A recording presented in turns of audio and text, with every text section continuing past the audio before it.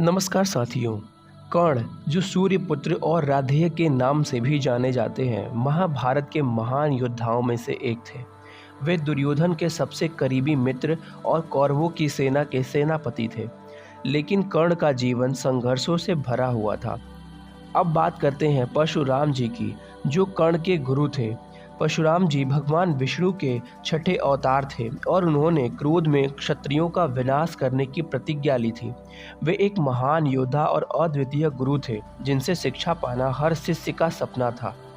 कर्ण, जो अपने समय के सर्वश्रेष्ठ धनुर्धर बनना चाहते थे, परशुराम जी से शिक्षा प्राप्त करना चाहते थे। लेकिन एक समस्या थी, परशुराम जी केवल ब्राह्मणों को ही शिक्षा देते थे। कर्ण अपनी इच्छा शक्ति के कारण ब्राह्मण का वेश धारण कर परशुराम जी के पास पहुँचे और उनसे शिक्षा प्राप्त करने की विनती की। परशुराम जी ने उनकी विनती स्वीकार की और उन्हें अपना शिष्य बना लिया। उन्होंने कर्ण को अद्वितीय धनुर्विद्या और अस्त्र शस्त्रों की शिक्षा दी। कर्ण ने कठिन परिश्रम और समर्पण से सभी विद्याओं में महारत हासिल की। एक दिन जब परशुराम जी कर्ण की जंघा पर सिर रखकर विश्राम कर रहे थे, एक भयंकर कीट ने कर्ण को काट लिया। लेकिन कर्ण ने अपनी गुरु की निद्रा में विघ्न न डालने के लिए अपने दर्द को सह लिया।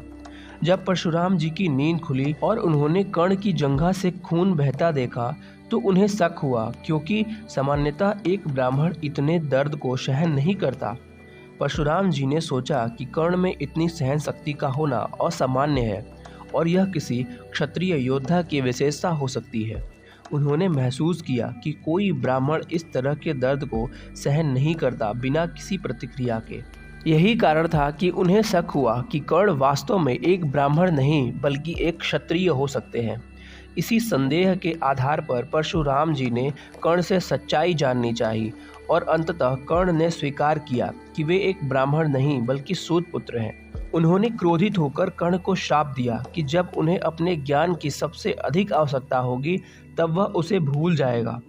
महाभारत के युद्ध के दौरान कर्ण अपनी विद्या तब भूले जब वे अर्जुन से निर्णायक युद्ध लड़ रहे थे।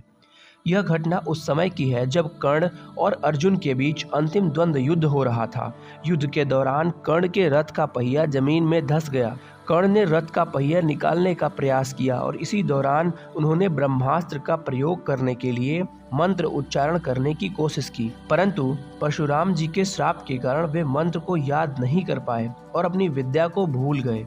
इसी अवसर का लाभ उठाते हुए अर्जुन ने कर्ण पर प्रहार किया और उनका वध कर दिया। इस प्रकार परशुराम जी का श्राप कर्ण के जीवन का निर्णायक मोड़ साबित हुआ।